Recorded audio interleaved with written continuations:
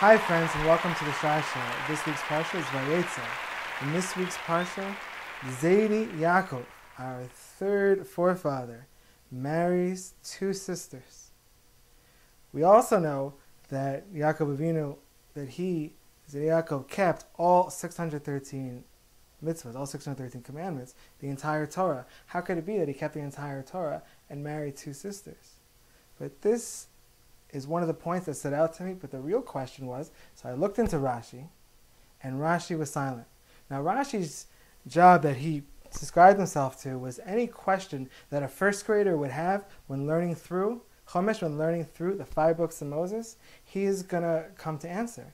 I looked into Rashi, and Rashi was silent. So usually when we say that Rashi is silent about something that we thought a first grader would ask, that it was so obvious that even a first grader wouldn't ask it. What could that be? So in order to answer this, I saw that maybe we could go back to a fundamental. A fundamental meaning, here's the background, hold on to the question, here's the background. That what is it that Hashem wants in this world? What is his greatest will? What is it that he truly wants?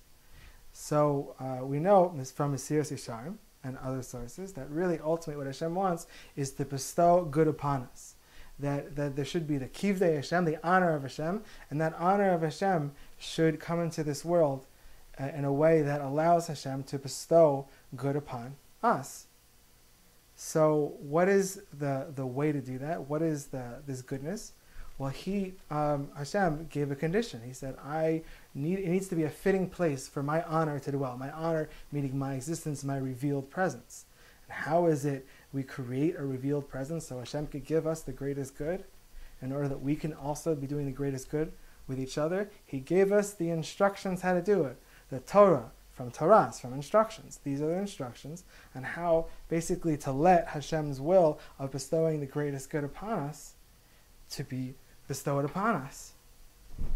So in these instructions, if we were to continue further down this road to make generalizations, and but the good kind of generalizations, the useful kind, the kind that we can draw from, about what it is on how to do this. What is the foundation? What is this theme that's running through it? So we can look to Hillel. And Hillel, with Rashi's understanding, is telling us and teaching us that we're supposed to love our neighbor as ourselves. Lahevcha kamocha. That this is the central theme running through everything. And that Hillel continues and says the rest are details. Not details as in they're trivial, but the rest are details on how to establish and how to fulfill this theme, this point, this reason for being here of Lahevcha kamocha, by doing kindness, by looking through the rest of the details in the Torah, the rest of the mitzvahs of the Torah, to understand these are all different streams and rivulets in order to do goodness with each other. And ultimately, this is the purpose, this is the theme, and this is the foundation. If we were ever coming with an intention of doing the mitzvahs, this intention would be loving our neighbor as ourselves. Maybe we can apply that to help understand our original question about how could it be that Yaakov Avinu, who kept all 613 mitzvahs, who kept the entire Torah, yet he married two sisters, which is expressly forbidden in the Torah. So we say that he kept the entire Torah. But we have to understand, this was before the actual giving of what we call the Torah scrolls. And Yaakov Avinu also understood what was behind the Torah. He understood, as well as Hillel did, that what was behind everything is loving our neighbor as ourselves. And in light of that, he also understood that his existence was about the Torah, the instruction booklet, in order to create the greatest covenant for Hashem. And he understood that doing some things which, for him, in his lifetime, being that it was Mount Sinai did not yet happen, that it was considered, these were stringencies upon himself, these were chumras upon himself. And he understood the concept of keeping this chumrah of all the 613 mitzvahs might not be as great as a certain kindness. What is that kindness? As we were saying before, what is the greatest kindness? But to listen, but to do someone's will, to be listened to. So if we were saying before, like Hillel was saying, loving our neighbor, the greatest conduit of that, the way Rashi helps express it, is listening and honoring and taking care. of someone else's will. Her greatest will was to continue with this promise. Yaakov Avinu made a promise to get married to her. And now it should be because there is this chomer that he had at the time not to marry two sisters, versus he gave his word.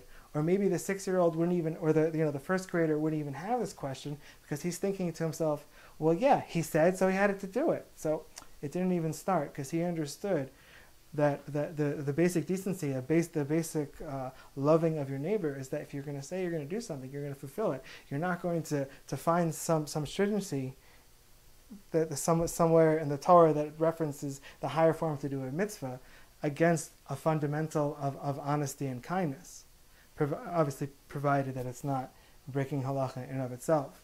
So here could be the lesson. This reminds me of a story. The Rabbi Salanter, one of the greatest rabbis and founders of character refinement. It was known that there's a beautification of a mitzvah. It is known that there's beautification of a mitzvah of using more water when washes their hands for a meal. Rabbi Salanter one time was a guest by someone, and he went to wash, and he used a very small amount of water, still within halacha, still didn't break halacha, but used a much smaller amount of water than you would have imagined, because being that there was more water available. Eventually the host couldn't bear it any longer, and he asked Rabbi Salanter, why didn't you use more water? And he said, because I noticed that you have a well, and you draw your water from a well, and you have a water carrier. So why should it be that your water carrier should have to work extra hard for me to fulfill a stringency of using extra water when I wash my hands, when the amount of water I used was sufficient? So this theme, even with Yaakov Avinu, understood that kindness and ahava is our foundation, is what's going to bring us through. And the emes is, Yaakov Avinu represents emes and truth. The truth is the Torah. And Torah is truth. But the truth is what the Torah wants is kindness. This is what Hill is bringing out, and the details are prescribed within. And let it be that we understand that when we're looking out and for Avos Yisrael, for Avos Kamocha, for loving our neighbor, that every opportunity that we have in speaking with someone throughout the day is in itself an opportunity to fulfill the very central and most meaning and main and theme throughout the entire Torah. It's going to be a great Shabbos. Thank you so much for watching my YouTube video. Please leave any questions or comments in the space below. Please feel free to click the subscribe button if you would like to get an email to know when the next video is coming out. And I look forward to seeing you all next week.